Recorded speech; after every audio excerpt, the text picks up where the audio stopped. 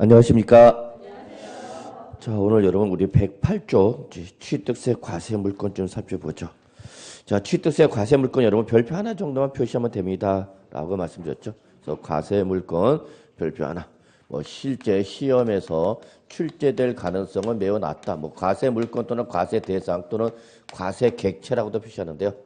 자, 일단 뭐 여러분 아시다시피 크게 몇 가지로 구분한다 여러분? 세 가지. 그죠? 뭐 첫째 부동산, 뭐죠? 두 번째 준부동산, 세 번째 뭐 권리, 뭐 이런 식으로 구분하면 되죠. 뭐 부동산은 여러분 뭐 다른 거 볼 필요 없죠. 여러분 요거 하나만 적어놓으 있으면 될 것 같아요. 그죠? 뭐죠? 사실상의 뭐다? 사실상의 모든 토지와 건축물이 다 취득세 과세 대상이다. 여기서 사실상 모든이란 것은 법률상 형식적 요건에 불비는 묻는다, 묻지 않는다? 묻지 아니한다. 지적공부에 지목이 등재된 토지는 물론 지적공부에 지목이 등재되지 아니한 토지다. 상관없다. 과세한다, 안 한다? 한다.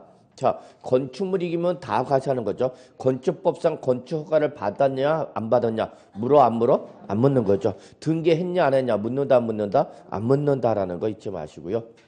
자, 그 다음에 준부동산 잠깐 보죠. 뭐, 여러분 이미 학계를 통해서 준부동산에 대한 개념은 다 뭐 완벽하게 정리가 되어 있을 거는 믿고요. 뭐 이제 학계는 이제 뭐 일치월장에서 이제 뭐 고득점을 노리고 있죠. 이거 행여나. 그래도 노려야죠. 예.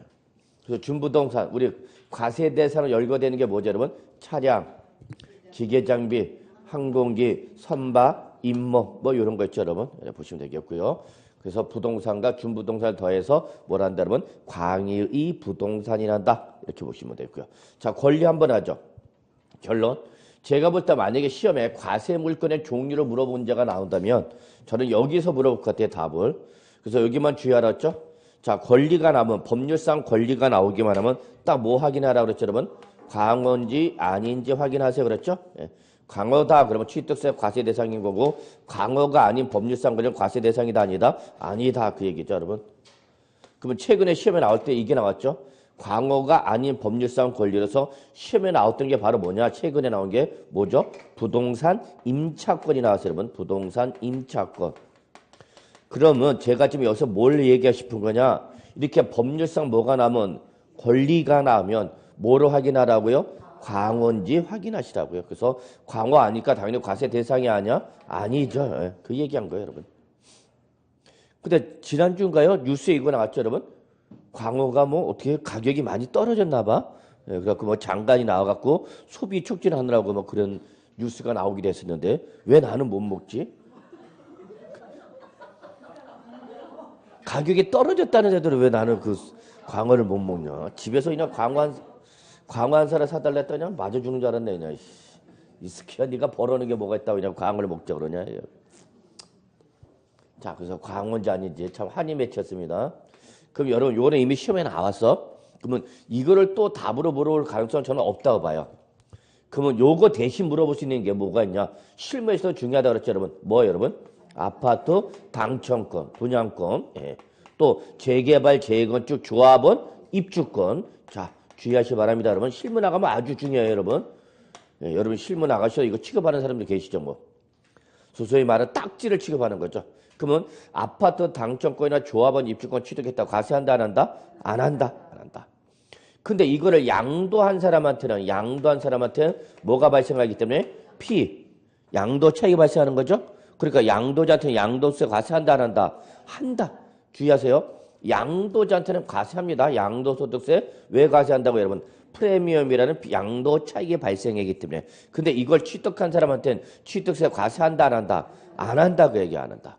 그럼 왜 과세 안 하냐? 아니 과세를 안 하는 것이 아니라 요 입주권이라든지 또는 당첨권이 뭐로 바뀌었을 때 아파트로 뭐 했을 때? 바뀌었을 때. 아파트 신축되면 그때 과세하는 거죠. 그러니까 권리를 취득할 당시는 과세를 하지 않고 이 권리가 뭐로 바뀌면 아파트로 바뀌면 이때 과세하겠다는 얘기죠, 여러분.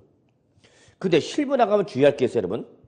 조합원 입주권을 취득하면 여러분 주의할 거는 단순히 입주권이란 권리만 취득하는 것이 아니라 그 조합원이 가지고 있던 대지 지분까지 취득합니다. 뭘 취득한다고요? 대지 지분. 조합원의 지분을 토지를 취득하기 때문에 요거에 대한 뭐는 과세한다 여러분? 취득세는 과세합니다 여러분. 그러니까 이 조합원 입주권을 취득한 사람은 원조합원이 되는가 승계조합원이 되는가? 승계조합원이 되겠죠. 취득한 거니까 승계 취득했으니까 원조합원이 아니라 승계조합원이죠. 그러니까 승계조합원은 취득세 2번 냅니다. 첫째, 입주권을 취득하면 입주권 취득할 당시에 뭐를 취득한 걸로 봐서 대지를 취득한 거라서 토지 취득한 걸로 봐서 취득세 1번 내고요. 나중에 입주권이 뭐가 되면 신축이 되면 아파트 신축되면 그때 건물분 취득세 1번 내고 그래서 몇 번? 2번. 그러면 원조합원은 몇 번 내냐? 1번만 내면 돼요. 왜? 대지는 원래 자기 거였으니까. 그렇죠? 나중에 건물 어떻게 되면 완성되면 완성된 건물분만 취득세 내면 되는가. 그래서 여러분 실무 나가시면 중요하죠. 꼭 좀 잡아두시고요. 자, 요거 말고 이제 우리 취득세 과세 대상 나오는 것이 이제 거기 회원권 있죠, 여러분. 골프 회원권, 승마 회원권, 콘도미니엄 회원권, 종합체육시설 이용 회원권, 요트 회원권. 그래서 여기 밑줄 회원권만 밑줄 치면 되죠, 뭐. 저는 하나도 없네요. 여기. 여러분 지금 혹시 회원권 갖고 계신 분 있으면 같이 좀 친하게 지내고요.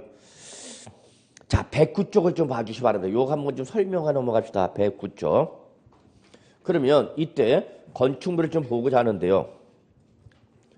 자, 이때 취득세 과세 대상이 되는 건축물은요. 기본적으로 시험에는 안 나오겠지만 개념을 좀 알아둘 게 있어요, 여러분. 첫째, 건축법상 건축물이죠. 건축법상 건축물. 그래서 여러분 책에 보시면 건축법에서 말하는 건축물에 대한 정의를 적어놨어요. 공법에서 맨날 건축법 안 했다고 그러길래 적어놨어. 자, 그 다음에 이제 뭐가 있냐면 여러분 시설물이 있죠. 시설물인데 시설물은 여러분 2가지로 구분하죠. 그래서 첫째, 토지에 또는 지하 또는 다른 구조물에 뭐 하는 거 여러분? 설치하는 시설물. 설치하는 시설물. 그 다음에 건축물에 딸린 시설물 이렇게 2가지로 구분할 수 있어요, 여러분. 그래서 요거는 종전의 구축물이라고 그랬던 거고요. 종전의 구축물. 요거는 종전의 특수 부대 설비라고 그랬죠. 특수 부대 설비. 그래서 요 용어를 좀 익숙해 주시기 바랍니다. 설치하는 시설물과 딸린 시설물. 그래서 요거는 토지나 지하 또는 다른 구조물에 별도로 설치하는 시설물이기 때문에 요거는 건축물과는 별개입니다.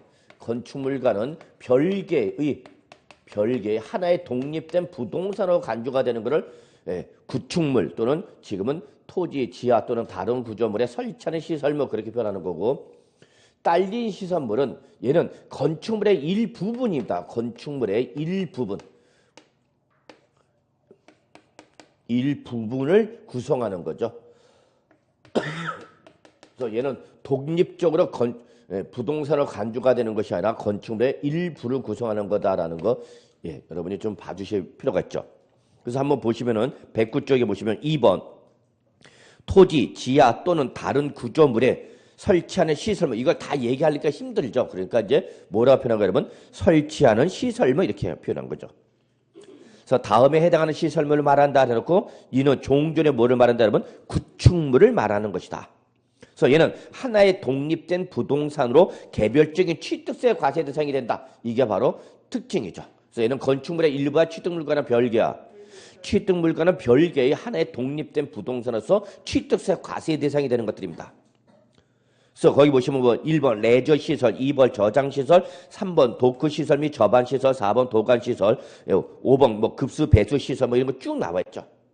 이런 것들을 말하는 거고요. 그 밑에 3번 건축물의 뭐죠? 그러면 여기는 딸린 시설물이죠. 그래서 이거는 종전에 뭐를 말한다? 특수부대 설비. 그래서 얘는 특징이 건축물의 일부분이죠. 건축물의 일부분.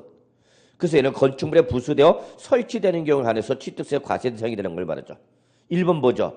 엘리베이터, 에스컬레이터 등의 그 밖에 승강시설인 승강기. 그러니까 여러분 우리 학원 건물 올라올 때 5층까지 못 타고 갔죠? 엘리베이터 타고 올라왔죠? 절대 안 걸어 올라오죠? 목숨 걸려 절대 안 걸어 올라옵니다. 네, 걸어 올라오세요. 가능하면 운동하시고요. 그래서 여러분 자꾸 공부만 하다 보면 움직이지 않으니까 하반신이 약해집니다, 여러분. 하반신이 약해져갖고 다리에 힘이 없어져요. 그래서 가능하면 평소에 움직일 때 자꾸 움직여서 운동 좀 잘 하시기 바랍니다. 나중에 다 체력이 나중에 밀려. 그래서 여러분 엘리베이터. 그러면 엘리베이터는 건축물과 별개의 건축물의 일부분이야. 건축물의 일부분이죠. 그러니까 건축물에 뭘 설치하면 엘리베이터 설치하면 그것도 취득세 과세 대상에 포함해야 된다 그 얘기입니다, 여러분. 자, 2번 뭐 시간당 20kW 이상의 발전 시설이라든지 3번 난방용, 욕탕용, 온수미 열 공급 시설. 이게 뭐야, 여러분?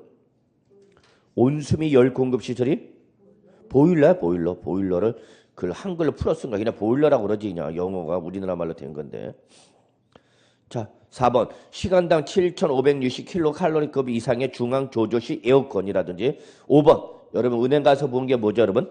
부착된 근거죠. 그래서 여러분 은행에 가셔서 부착된 근거 보시면 아, 저것도 취득세 과세 대상이구나 느끼시기 바랍니다. 자, 나머지 교환시설 7번 건물의 냉난방 등 인텔리전트 빌딩 시스템 시설 8번 군의 변전 배전 시설 이렇게 보시고요. 그래서 일단은 설치하는 시설물과 딸린 시설물에 대한 개념을 좀 봐주시기 바랍니다. 여기 어디서 또 나옵니다. 그래서 지금 한 거예요.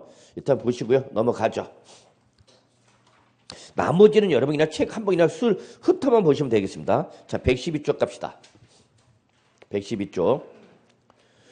자, 취득의 의의가 나왔죠, 여러분. 원칙. 취득이란 그냥 누르면 보시면 되죠, 뭐. 매매 교환, 법인의 상설, 증여, 기부, 법인의 현물, 주택, 건축, 개수, 거미줄, 수변의 매립이나 간척에 따른 토지, 조성 등과 그 밖의 유산치로서. 자, 결론. 여기만 밑줄 치면 되죠, 여러분. 밑줄. 뭐. 원시 취득, 승계 취득. 또는 뭐야, 여러분? 유상, 무상의 동그라미 뭐야? 모든 취득이죠. 모든. 이게 결론입니다, 여러분. 그러니까 취득세에서 말한 취득은 소유권을 취득하기만 하면 그 취득하는 형태를 묻는다, 묻지 않는다? 묻지 아니한다, 그 얘기죠. 그런데 요거에 대한 예외가 있죠. 예외가 있다. 예외가 있다. 그 밑줄 별표 하나 정도만 표시하면 될 것 같아요, 여러분. 차량, 기계 장비, 항공기, 주문을 받아 건전한 선박. 몇 가지죠, 여러분? 4가지. 얘들의 공통점 뭐랬죠, 여러분? 판매를 목적으로 원시 취득하는 뭐예요, 여러분? 준부동산. 얘들은 취득 형태를 확인하셔서 무슨 취득은? 원시 취득은 취득으로 보고 안 보고? 안 보고. 무슨 취득일 때만?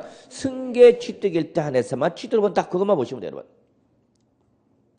그러면 여기서 주의할 거는 판매를 목적으로 한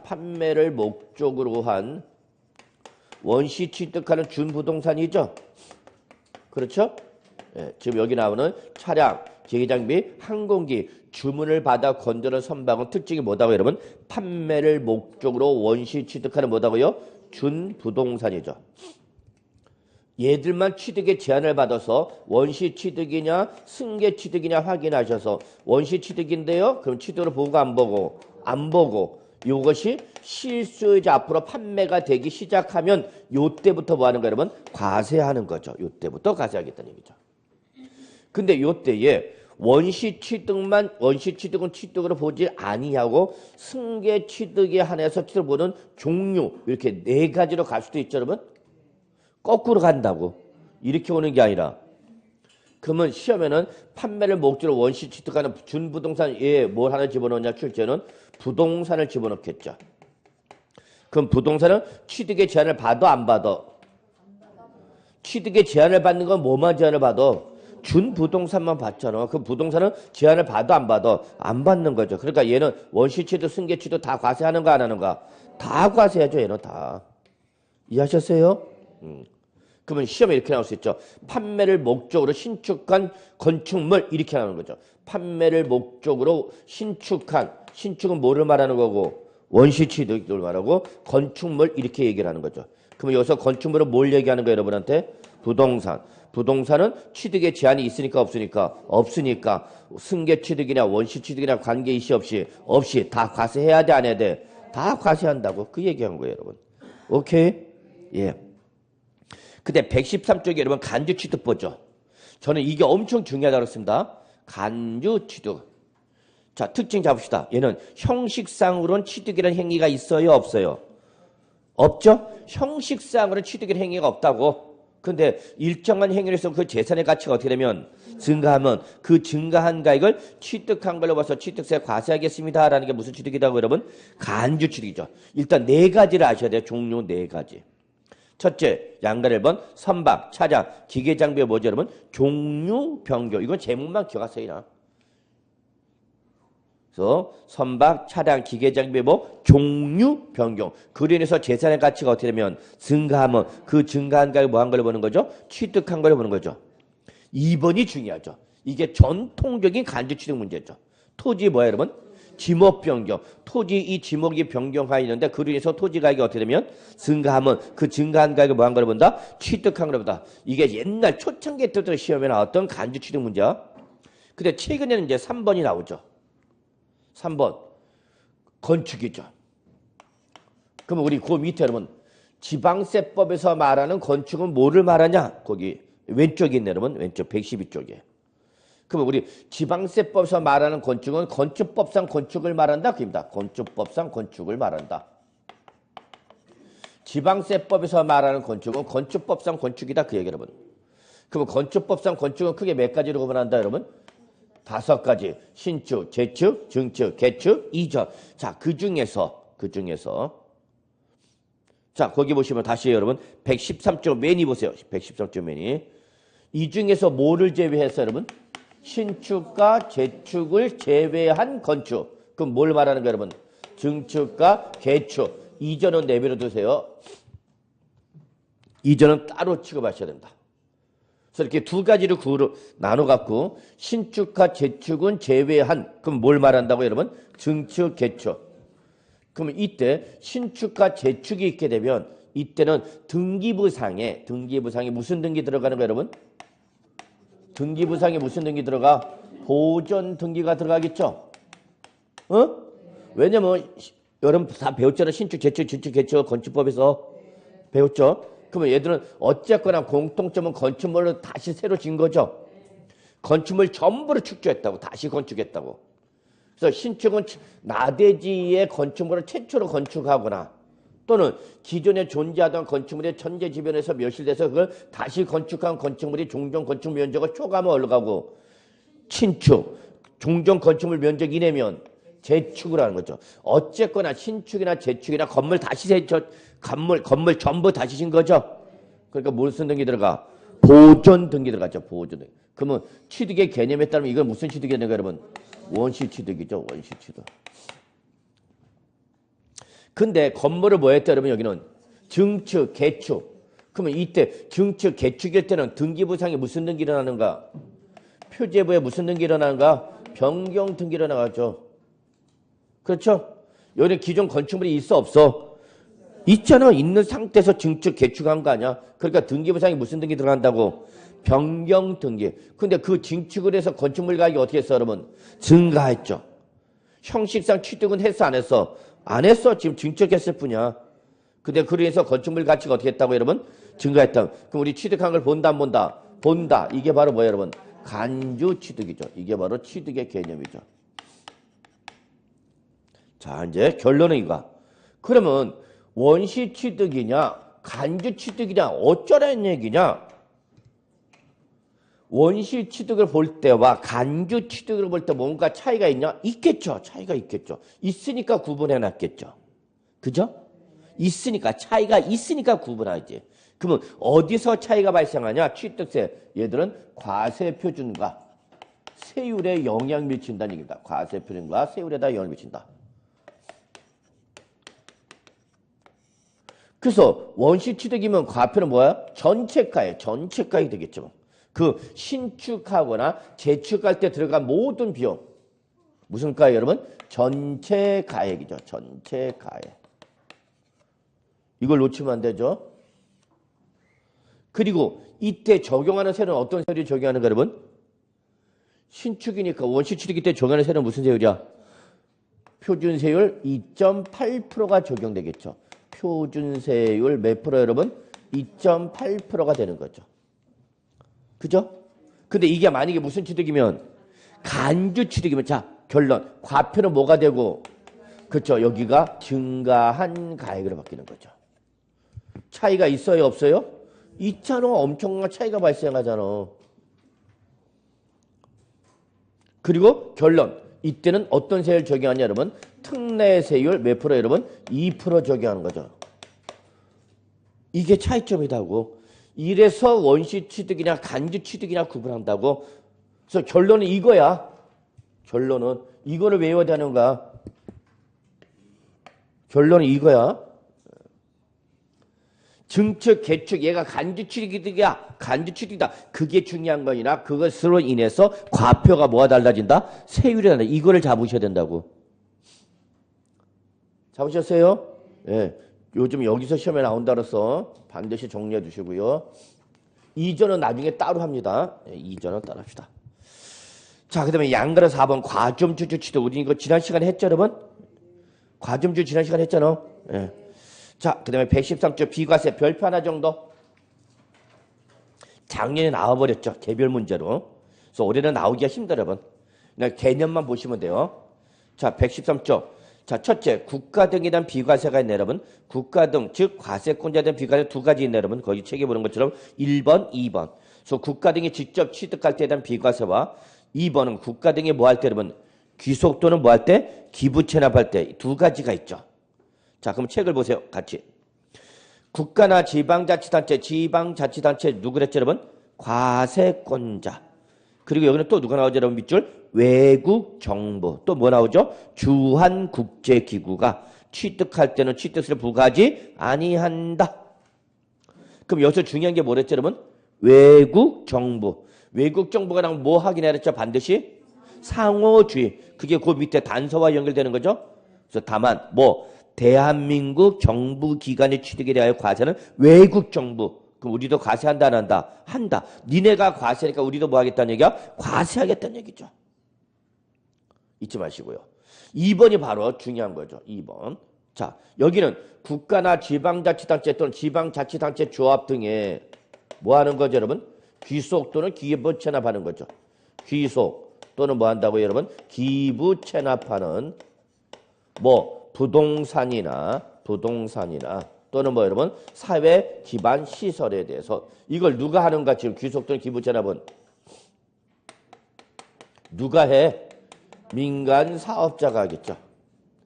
그럼 이때 민간 사업자의 취득에 대해서 이 귀속 또는 기부 체납하기 위해서 취득하는 부동산이나 사회 기반 시설에서는 그 민간 사업자의 취득에 대해서는 과세를 하겠다 안 하겠다? 안 하겠다. 왜? 누구한테 넘어가니까 결국 소유권이 국가한테 넘어가니까.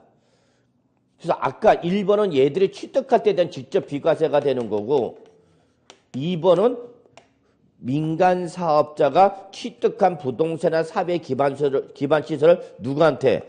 국가 등에 뭐 하면? 귀속하거나 뭐 하면?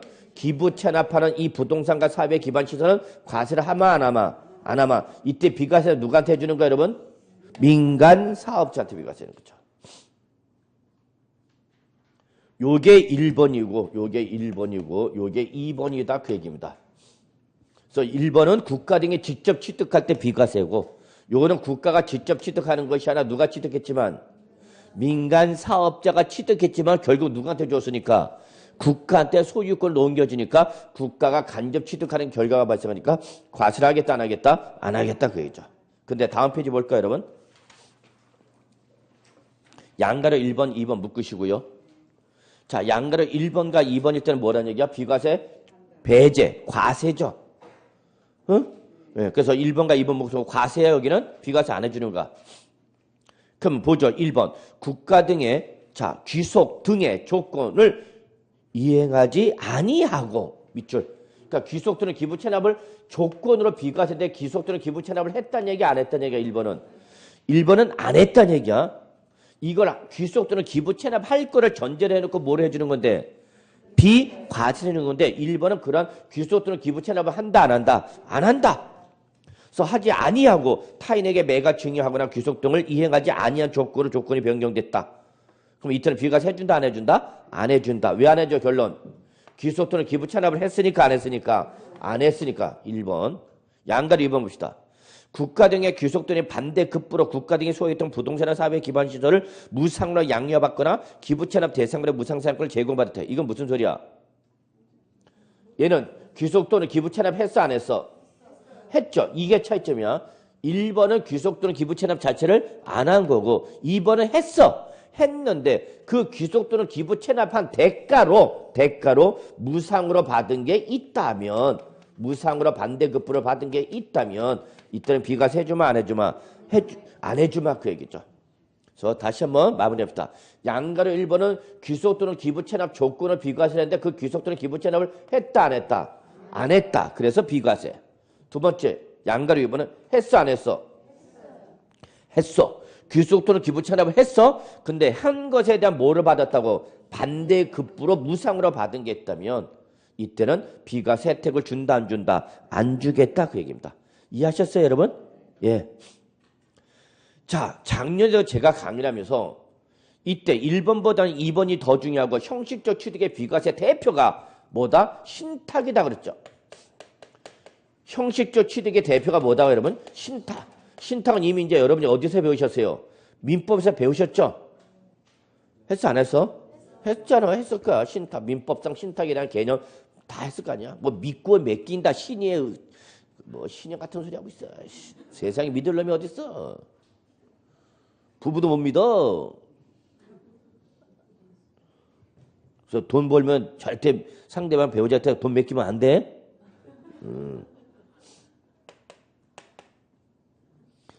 자, 그래서 거기 밑줄 신탁인데 밑줄 어떤 신탁이야 밑줄? 신탁법상 신탁 밑줄 신탁법상 신탁.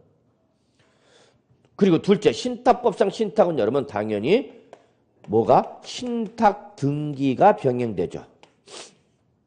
그래서 신탁법상 신탁은 제3자가 신탁 관계임을 알아요? 몰라요? 알죠. 왜? 신탁 등기가 등기부상에 나오니까. 그러면 신탁법상 신탁이 아닌 신탁이 있네요. 자, 여기서 비과세는 뭐를 말한다 여러분? 신탁법상 신탁만 비과세 대상입니다. 그러면 신탁법상 신탁이 아닌 신탁 뭐라고 그랬죠 여러분? 명의신탁. 적어놓으셔야 돼요. 명의신탁은 비과세 대상이다 아니다? 아니다.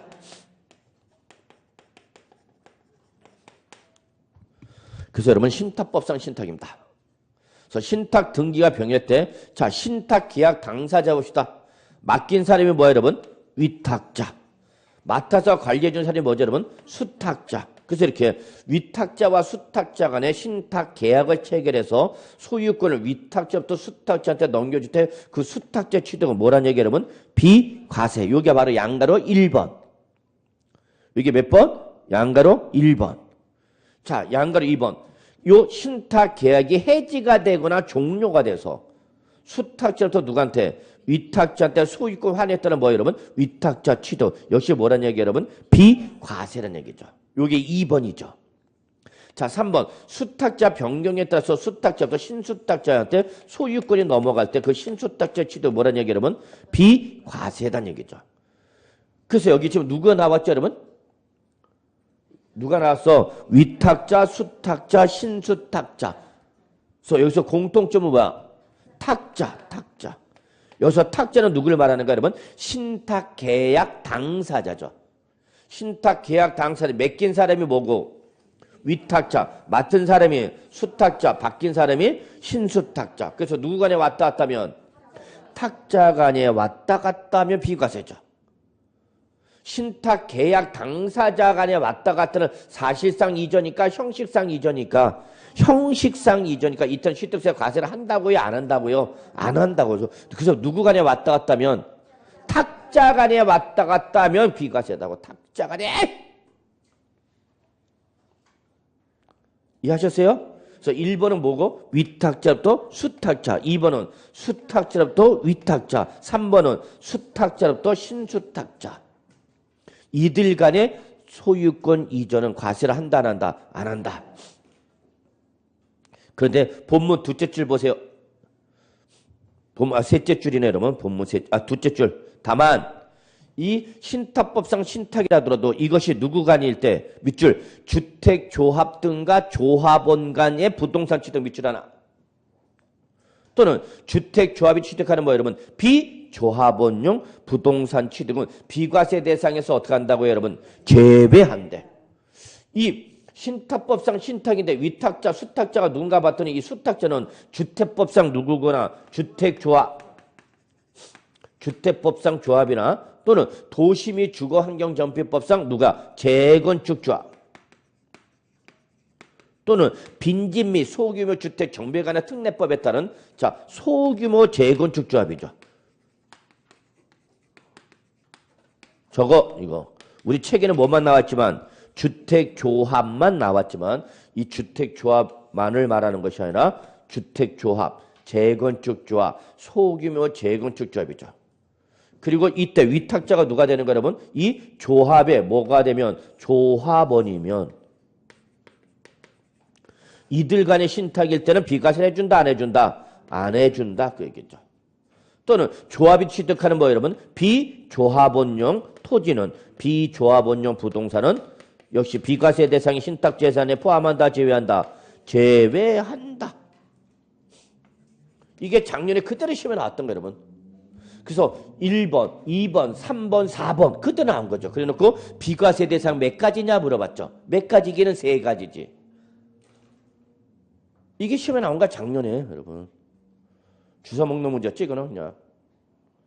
그래서 누구 간에 왔다 갔다 하면 탁자 간에 왔다 갔다 하는 신탁재산은 뭐다? 비과세.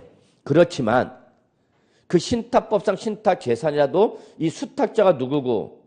주택조합, 재건축조합, 소규모 재건축조합이면서 위탁자가 누구면 조합원 간의 신탁이 때문에 비과세 해준다 안 해준다? 안 해준다. 또한 이러한 주택조합 등이 취득하는 비조합원용 부동산 비과세 대상에서 어떻게 한다? 제외한다. 이게 작년 시험에 나왔던 거죠. 결론 올해는 안 나오겠죠. 나왔으니까. 그래서 결론 여기서 뭐만 정리하면 돼?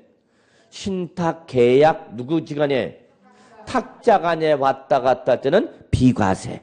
근데 그게 누구면 주택조합과 조합원 간의 신탁일 때는 비과세 해준다 안 해준다? 안 해준다. 됐어요? 네. 이때 이 조합이 취득하는 조합주택용 부동산 중 조합원용은 누가 취득한 걸로 봐라? 조합원용은 그냥 그대로 조합원이 취득한 걸로 봐라. 그럼 비조합원용은 누가 취득한 걸로 보는가? 조합이 취득한 걸로 봐서 과세한다 그 얘기죠. 이해되셨어요? 같이 정리하시고요. 자, 2번 갑시다. 환매권 행사 나왔죠? 예. 환매권 행사 이미 여러분 또 어디서 배우셨어요? 민법에서 배우셨죠. 환매권, 도로 환자 쓴 거죠.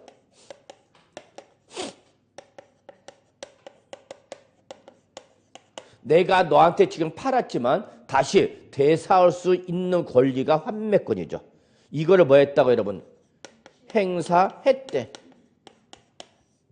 그럼 환매권을 행사했다는 것은 매도자로부터 누구한테 넘어갔다가 매수자한테 넘어갔다 다시 어떻게 한가? 되돌아왔죠. 그러니까 소유권이 넘어갔다 다시 되돌아왔으니까 소유권이 이전됐어 안 됐어? 안 됐죠. 그래서 결론 환매권이 행사됐다는 것은 갔다가 다시 어떻게 온가? 되돌아온가? 매도자에서 수자한테 넘어갔다 다시 도자한테 돌아왔다고.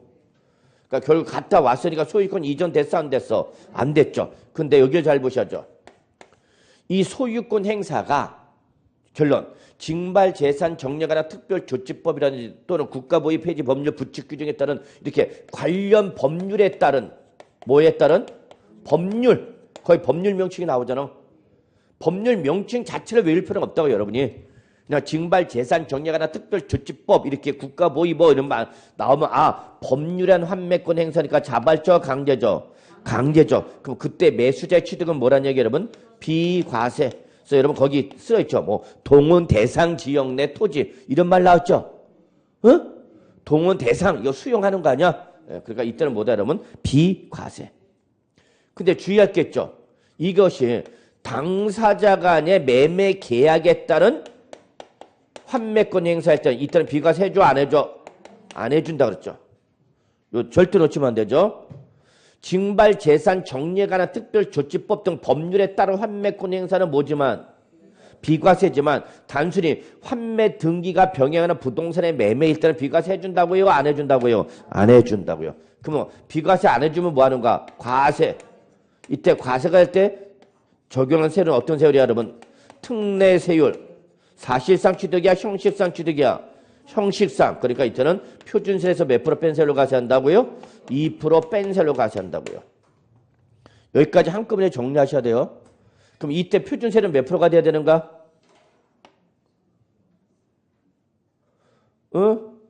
환매 등기가 병행하는 부동산의 매매니까 매매일 때 표준세율은 몇 프로야 도대체? 4%지 뭘.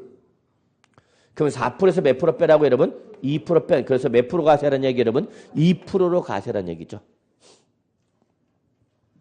꼭 잡으셔야 됩니다. 한번 보시고요. 자, 그 다음에 3번 봅시다. 임시 건축물 나왔네. 자, 임시 건축물 뭐죠 여러분? 가건물. 임시 흥행장, 공사 현장 사무소 등 뭘 취득하면 여러분? 임시 건축물. 대표적인 것이 바로 뭐라 했죠 여러분? 모델 하우스. 자, 임시 건축물 취득했다는 얘기 여러분. 그럼 임시 건축물 취득하면 뭐 해준다 여러분? 비과세. 단 조건이 있죠. 어떤 조건? 1년을 초과하면 돼? 안 돼? 안 되죠. 그럼 도대체 비과세는 취득했을 때 비과세 해주는가? 1년 지나서 비과세 해주는가? 응? 비과세는 언제 줘? 임시 건축물 취득했을 때 비과세 해주는가? 1년이 된 다음에 비과세 해주는가? 생각을 해봐. 비과세는 취득했을 때 과세를 안 하겠다는 얘기 아니야? 그러니까 이때 비과세죠, 이때. 아니, 1년 초과해야 된, 1년 초과하지 안 해야 된다면. 그러니까 비과세 해주되 뭐 들어가는 거 여러분? 사후 관리 들어가는 거예요. 지켜본다고. 그래서 일단은 뭐로 해주고, 비과세를 해주고 1년 이내에 얘가 어떻게 되면, 멸실되면, 그냥 비과세를 했던 거 끝나는 거죠? 근데 문제는 1년을 뭐 하면 이제, 초과하면 얘가 문제가 되는 거죠. 1년을 초과하게 되면 당초 요거 뭐 해줬던 거 비과세 해줬던 게 이제 뭐가 돼 바뀌는가? 취소로 바뀌는 거죠. 취소. 그래서 취소가 되면서 얘가 뭘로 바뀌는가? 과세로 바뀌는 거죠. 과세. 우리는 이걸 과세 물건이 뭐라 했어요, 여러분? 상태의 변동이랬죠. 당초 뭘 받았다가 비과세 받았다가 비과세가 취소가 돼서 뭐로 바뀌어버렸어? 과세 대상으로 바뀐 거죠. 이걸 우리가 뭐라 표현한다 여러분? 과세 물건의 상태 변동이라고 그랬죠. 그럼 이때는 며칠 이내에 취득세 내야 된다고 그랬죠? 과세 물건의 상태가 변동되면 30일이야 60일이야? 큰일 났구만.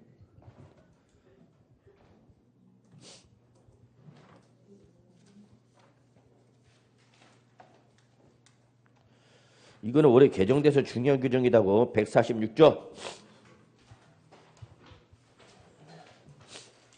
146조 오셨어요? 그러면 양가로 2번과 양가로 3번 묶여 있어요? 146조, 147조 오라고. 그럼 여기서 양가로 2번과 양가로 3번 묶어놨잖아. 그래서 뭐라고 적어놨어? 과세 물건의 상태 변동이고 이때는 며칠이네라고? 60일이라고 개정됐다고. 30일에서 며칠로? 60일로 바뀌었다고. 다음 페이지 148쪽 보세요. 맨 위에 개정대표 나와 있죠? 그래서 30일에서 며칠로 바뀌었다고요? 60일로 바뀌었다고. 이거 중요하다고 그렇게 얘기를 했건만. 스켜. 그건 그거고. 그래서 결론? 비과세가 취소가 돼서 뭐로 바뀌었어? 부과 대상으로 바뀌었어. 이걸 우리 뭐라 표현하고? 과세 물건의 상태 변동. 자, 놓치면 안 돼? 그러면 작년까지 과세 물건의 상태가 변동됐을 때 며칠 이내 하면 됐지만 30일이지만 올해부터는 그냥 다 취득세 신고기한 며칠로 60일로 다 맞춰졌어. 그래서 지금은 신고기한 30일짜리가 있어 없어? 없어. 무조건 일수는 며칠이야? 60일이야. 무조건. 오케이? 응. 기억해 두셔야 돼요, 여러분. 60일. 지금 취득세 신고기한 30일짜리 있다 없다? 없다. 무조건 60일이야. 무조건 60일. 왜냐면 일반인도 몰라. 우리도 모르는데 공부하는 우리도 모르잖아. 어? 공부하는 우리도 모르는데 일반인은 알겠냐고. 30일, 60일 구분하겠냐고. 그래서 에이 다 며칠로 바꿔버렸어. 60일. 그러면 언제 취득한 걸로 봐야 되는 거예요, 여러분? 1년이 지난 다음 날. 그럼 이날로부터 며칠 이내 내면 된다는 얘기야? 60일 이내에 취득세 뭐 하면 되는 거야? 신고하고 납부하면 뭐는 없다?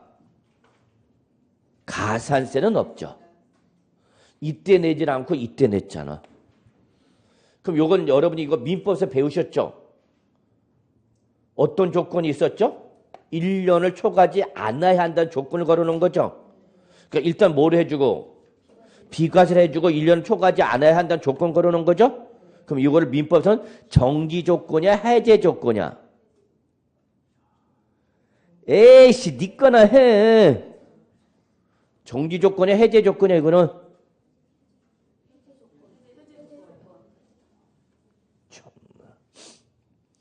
일단 비과세는 해줬죠?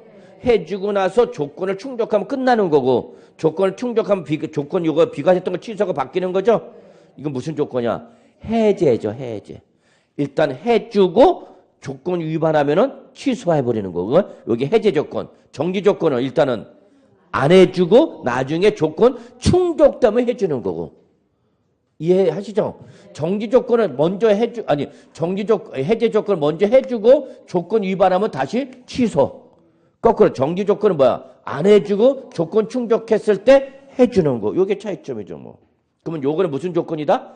해제 조건. 일단 뭐부터 해줬어? 비과세 해줬잖아, 일단은. 비과세 해주고 나서 1년 지켜봤는데 1년 이내 며칠 되면 끝.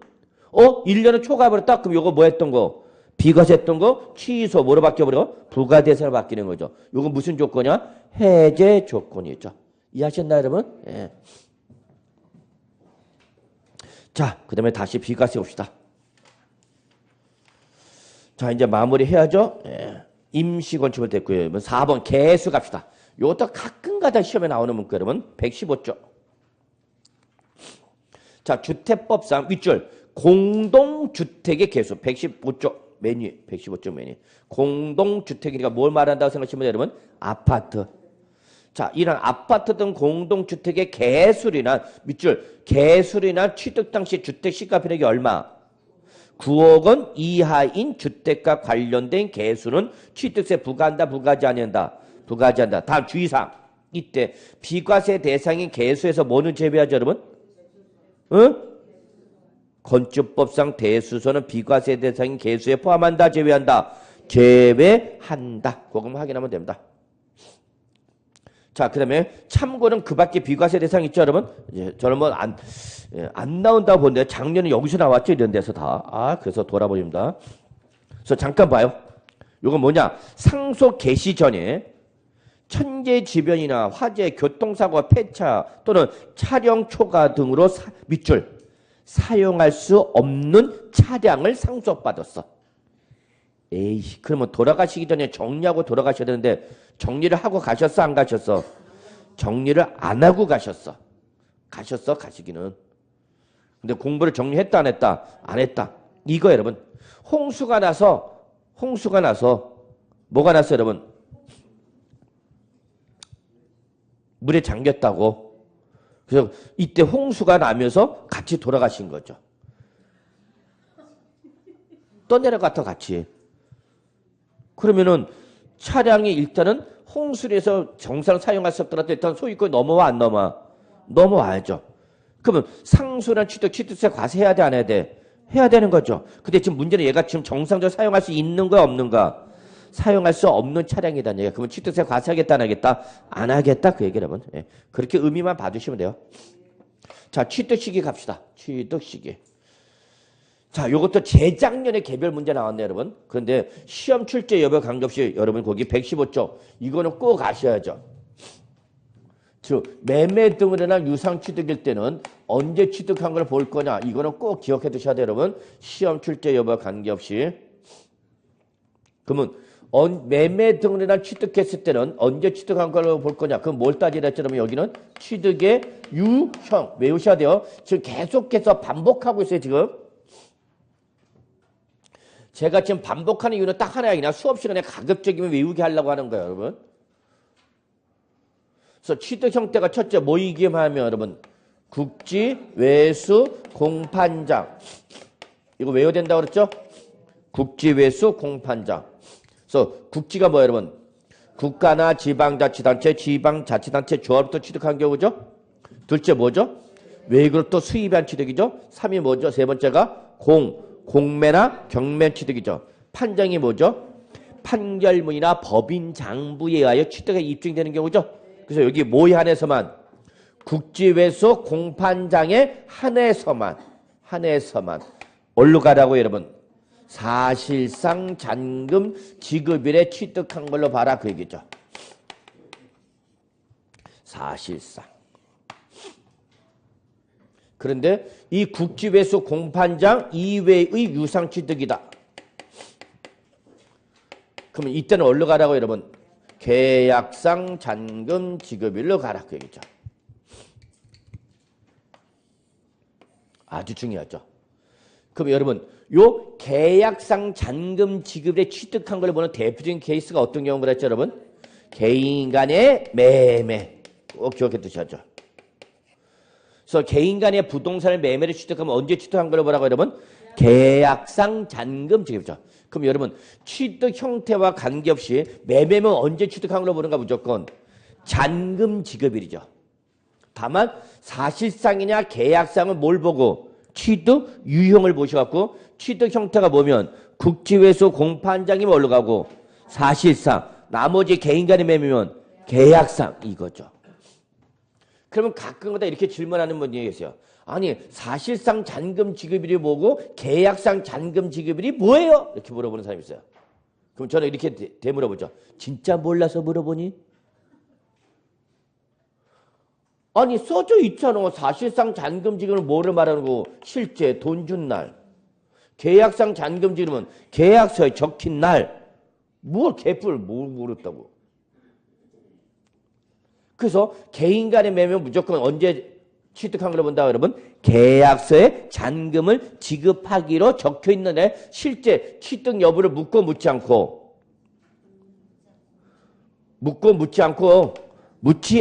무조건 계약서에 적힌 날에 취득한 걸 본다고. 다시 한번 계약상 잔금지를 취득한 걸로 본다선 실제 잔금 지급을 묻고 묻지 않고 언제 돈 줬냐는 걸 묻고 묻지 않고 계약서에 적힌 날에 무조건 그 날에 취득한 걸 본다고. 그럼 거꾸로 사실상은 계약서에 적힌 날짜와 관계이시 없이 뭐 한 날? 실제 돈 준 날. 요거는 실제 준 거 묻고 묻지 않고 계약서에 적힌 날. 근데 만약에 계약서에 잔금 지급일이 명시가 안 되어 있으면 어떻게 할 거냐? 그런 경우. 그럼 그때는 어쩔 수 없죠. 계약서에 잔금 지급이 명시가 되어 있지 않다 여러분. 그럼 다른 걸 찾아야 되겠죠. 다른 게 바로 뭐예요 여러분? 계약일이죠. 그럼 이날로부터 며칠이 경과된 날에 60일이 경과된 날에 뭐 한 걸로 봐라? 취득한 걸로 봐라. 며칠? 60일. 이날에 취득한 걸 보니까 이날로부터 며칠이내 취득세 내야 돼? 이날로부터 며칠이내 취득세 내야 돼? 60일 이내 취득세 신고 납부해야 되겠죠? 그래서 이날이 무슨 날이고 취득일이고 이날로부터 며칠 이내 60일 이내 뭐가 되는가 하면 신고하고 납부되는 거죠. 그러면 결국 계약서에 잔금 지급이 명시가 되지 않았을 때 계약일부터 며칠이 경과한 날에 120일이 경과한 날에 뭐가 되는가 여러분? 신고 기한이 도래가 되는 거죠. 이해하셨어요? 자 마무리합시다. 그러면 계약서에 잔금 지급을 취득한 걸로 본다선 실제 잔금 지급 여부를 묻고 묻지 않고 무조건 계약서에 적힌 날 취득한 걸로 보는 거죠. 그런데 이 개인 간의 매매가 중간에 뭐가 됐어요 여러분? 해제가 됐어. 중도에 해제가 됐다고. 중간에 매매 계약이 해제가 되는 경우가 있어 없어? 이 비일비재했잖아. 계약서 쓰고 계약금 지급했는데 이 계약 없던 걸로 하지. 해제해버리지. 그러면 결론 취득을 한가 못한가? 못했죠. 뭐 했으니까? 해제했으니까. 근데 우리 무조건 언제 취득한 걸로 보는가? 계약일에 취득한 걸로 보니까 실제 취득을 했는데도 못했는데도 불구하고 물려야 되는가? 취득세를 내야 되는 문제점이 발생하는 거죠. 그래서 요거를 조정해 주겠다는 거죠. 그래서 첫째, 그러면 좋다. 해제가 됐다는 걸 어떻게 하라는 얘기야? 입증하라. 이때 조건, 첫 번째 조건 뭐가 되어 있지 않아야 돼? 무조건 등기나 등록이 이루어졌어야 돼? 이루어지지 않았어야 돼? 이루어지지 않았어야죠. 이루어지지 않았어요. 왜냐면 등기 등록이 이루어지면 무조건 취득한 걸 본단 말이야. 그러니까 첫 번째 조건 뭐가 아직 되어 있지 않아야 돼? 등기 등록이 이루어지지 않냐고. 두 번째, 법에서 정하기는 서류 4가지에 의해서 법정 서류에 의해서만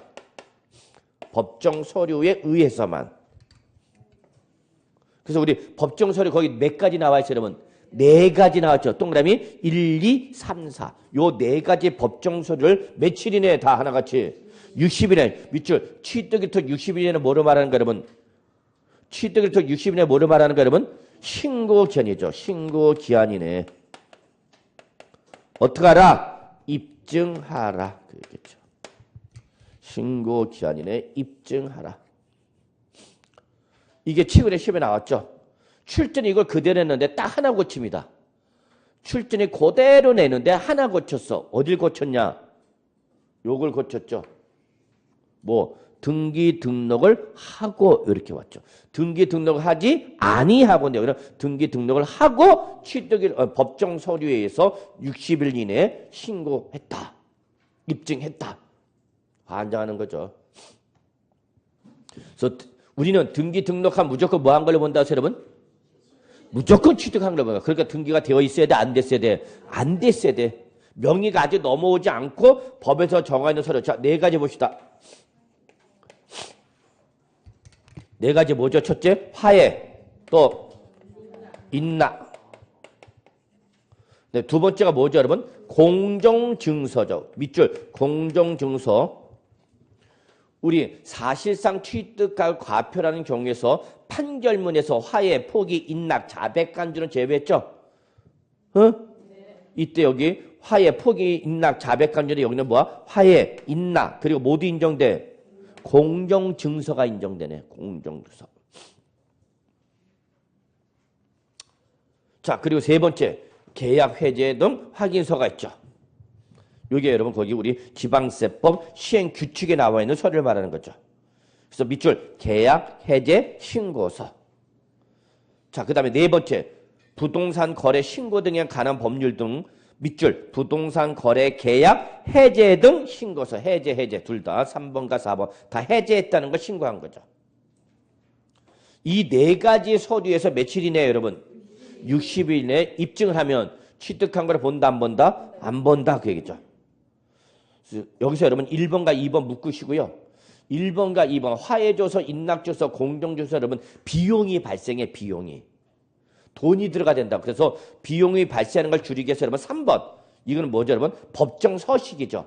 법정서식 다운받으라는 얘기야. 그래서 지방세법 시행규칙들하고 별표 규칙에 나와 있는 법정서식 다운받아서 거기다 써서 신고하라는 얘기야. 그럼 뭐는 발생하네? 돈이 발생한대죠. 비용이 발생 안 한다고. 그 다음에 4번. 여러분 우리 부동산 매매 계획을 체결하면 계획일부터 며칠이네? 60일에 부동산 소재를 시장, 관할한 시장, 군수, 구청장에 실질 거래가 신고를 했죠. 그 신고한 계약이 어떻게 했다고? 해제. 그럼 다시 뭐 해야 돼? 해제 신고해야 돼? 안 해야 돼? 해야 되죠. 그 해제 신고서죠. 됐나요? 예. 마지막 거기 양그릇 3번 연부 취득 갑시다. 아주 중요한 개념이야. 연부 취득. 자, 연부란 거기 써져 있죠? 연부 계획 형식을 갖추고 연부는 연 단위로 납부하는 걸 말하는 거죠. 예. 그래서 일시에 완납할 수 없는 대금을 몇 년 밑줄 2년 이상에 걸쳐 2년 이상에 걸쳐 일정액 시 분할해야 지급하는 걸 말하는데 그러니까 얘는 잔금 지급일이 일반적 매매는 우리 언제 취득한 걸로 본다 그랬죠 여러분? 잔금 지급일. 근데 연부 취득이다 보니까 이게 몇 년 후에가 온대? 2년 후에 온대. 잔금 지급일. 그러니까 그때까지 기다리겠다 못 기다리겠다? 못 기다리겠다 그 얘기 여러분. 이해하셨어요? 그래서 연부 취득했다면 밑줄 언제 취득한 걸로 본다고 항상 언제? 연부금 동그라미 항상 연부 취득일 때 뭐가 나와야 돼 여러분? 연부금. 그 연부금을 출전에 살짝 뭐로 바꿔? 잔금으로 바꾸니까. 다시 한번 강조합니다. 연부 취득이라면 뭐 확인하라고요? 연부금 나왔는지 확인하셔야 됩니다. 움직여 표시하라고. 가만히 쳐다봐야 잠만 오잖아.